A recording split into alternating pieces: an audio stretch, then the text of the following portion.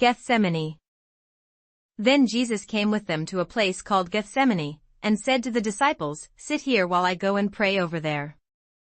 And he took with him Peter and the 2 sons of Zebedee, and he began to be sorrowful and deeply distressed.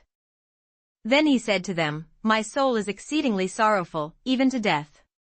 Stay here and watch with me." He went a little farther and fell on his face, and prayed, saying, "O my Father, if it is possible, let this cup pass from me, nevertheless, not as I will, but as you will." Then he came to the disciples and found them sleeping, and said to Peter, "What? Could you not watch with me 1 hour? Watch and pray, lest you enter into temptation. The spirit indeed is willing, but the flesh is weak." Again, a second time, he went away and prayed, saying, "O my Father, if this cup cannot pass away from me unless I drink it, your will be done."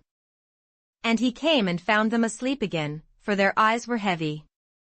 So he left them, went away again, and prayed the 3rd time, saying the same words. Then he came to his disciples and said to them, "Are you still sleeping and resting? Behold, the hour is at hand, and the Son of Man is being betrayed into the hands of sinners. Rise, let us be going. See, my betrayer is at hand." And while he was still speaking, behold, Judas, one of the 12, with a great multitude with swords and clubs, came from the chief priests and elders of the people. Now his betrayer had given them a sign, saying, "Whomever I kiss, he is the one, seize him." Immediately he went up to Jesus and said, "Greetings, Rabbi," and kissed him.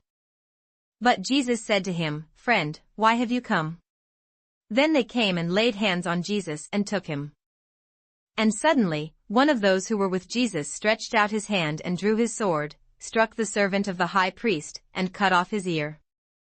But Jesus said to him, "Put your sword in its place, for all who take the sword will perish by the sword. Or do you think that I cannot now pray to my Father, and he will provide me with more than 12 legions of angels?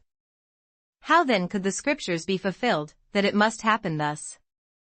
In that hour Jesus said to the multitudes, "Have you come out, as against a robber, with swords and clubs to take me?